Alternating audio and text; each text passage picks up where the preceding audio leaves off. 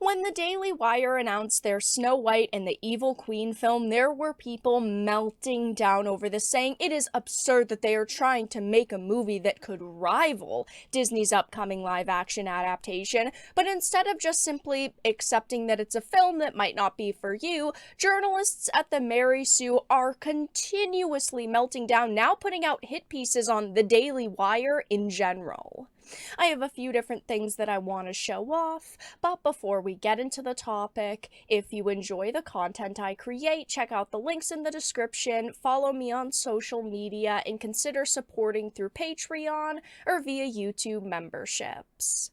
So, of course, I am going to be referencing the Mary Sue articles, and this first one is titled, Fine, we can talk about the fever dream that is Brett Cooper's Daily Wire show. So, not only have they been targeting the Daily Wire in general, but they're also honing in on Brett Cooper now, simply because she is the one playing Snow White. So, of course, they feel like, oh, we really need to dig into her past and try to find anything we can to attack her with. It says trying to appeal to a Gen Z audience isn't easy because you can't nail down a demographic of any generation with such blanket terminology, but the Daily Wire sure is trying with someone like Brett Cooper in their attempt at Snow White. I know that I personally am part of the Gen Z audience, and this Snow White and the Evil Queen movie has appealed to me. I am pretty excited for it, and I will be watching it and covering it when we get more information. So they've done a good job there, and when it comes to the Mary Sue, I have never clicked on the Mary Sue just to read an article. The only times I do is when I have to absolutely destroy what they're saying. It says the young woman is primed and ready to play their Snow White because they decided they can do it better as Disney's live-action remake of the animated classic approaches, but that's not her only Daily Wire gig. What does it matter if they think they can do it better? Maybe they can, maybe they can't. But either way, Disney deserves to have competition, and they are stepping up, and I applaud them for that.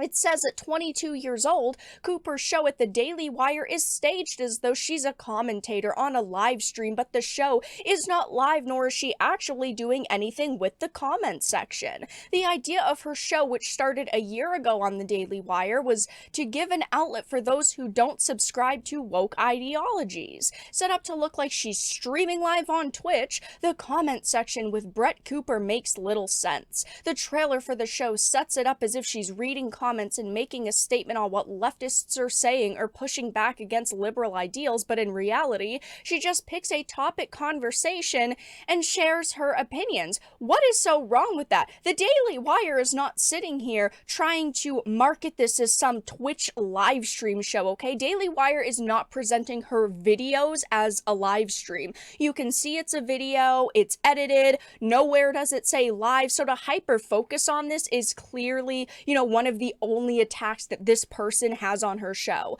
I could say this author is only parroting all of the leftist woke talking points, and that every article she writes is outlined and edited by multiple people to make it look like she wrote a hard-hitting piece on a topic, basically giving you the illusion she's an actual journalist when she really isn't, is the same thing that she just said about Brett Cooper. This, to me, smells like such jealousy, okay? It seems like this woman that is, 8 to 10 years younger than her, Brett Cooper, who is 8 to 10 years younger than this author, who is vastly more successful, is bothering this journalist slash hack so much, so she accuses her of not having her own opinions.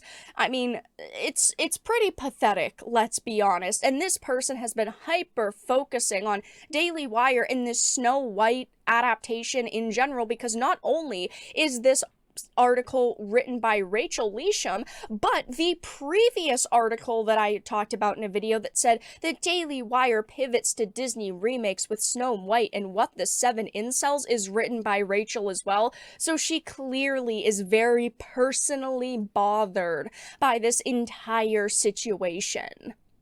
And of course, they go into talking about how all of the videos on Cooper's channels are the same kind of talking points that failed actors and screenwriters like Ben Shapiro say, and I refuse to work with the Daily Wire but still talk like them Steven Crowder pull from. They talk about how with her videos, they're trying to make her hip so they have her set up like it's a live stream, even though it isn't one. Again, they've never marketed it as a live stream. You are only hyper focusing on that because it is one of the only attacks that you have on her show. And then they bring up her, in quotes, acting background. That's what they do, because of course, you know, they want to delegitimize the fact that she has done acting in the past. They're obviously now using her acting background for Snow White and the Evil Queen, but if we're supposed to believe that she is live on this show or that she's supposed to be selling any of these as her own ideas, well, I was a theater major myself and know what her acting style is, and it isn't very good. Well, I don't see you acting in anything. I don't see you getting hired for movies. Sorry, I'm just pointing it out. I mean, I don't see your name in big, bright letters on any productions coming up. I mean, of course, part of this entire article is to delegitimize Daily Wire's attempt to create another version of Snow White. This is their windup because you know that people like Rachel will keep pumping out article after article trying to attack Daily Wire's entire Snow White project. Of course, nothing she says here is true. There's nothing pointing to a man behind the curtain, nothing about Brett seems like she's acting, just a Gen Z woman like myself on the internet giving our opinions on how we don't agree or like the direction that culture has gone.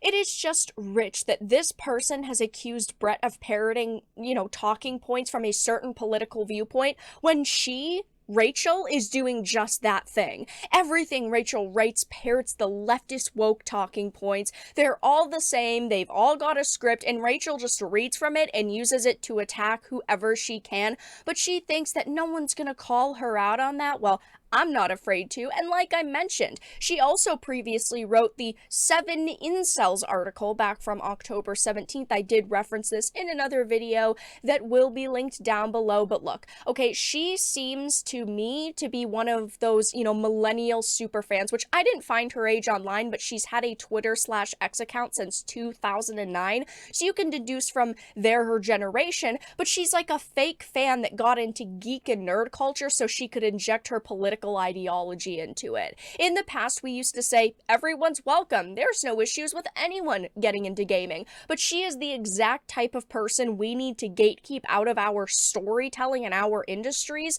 to save what's left of them. This is just a very pathetic situation. Overall, this person cannot accept the fact that Brett Cooper has been hired to not only do her Daily Wire show, but also to be in this movie that will most likely be very successful. People have been talking about it ever since it was announced. There's a lot of speculation and just a lot of excitement in general. It has gone over very well, and for the few people like this that are whining about it, they are getting absolutely ratioed on the internet. I personally have only really seen a lot of hype around this film, but of course the Mary Sue and this author/journalist, I hate calling her that, Rachel, just cannot seem to accept the fact that somebody younger than her is more popular than her. But that's all that I really had to discuss in this video. Let everyone know your thoughts in the comment section down below. If you enjoyed this and of course found it important and informative, make sure to give it a like, share it, and subscribe to the channel. And of course, if you didn't, make sure to give it a dislike. I appreciate your support either way, but I will talk to you all again in the next video really soon.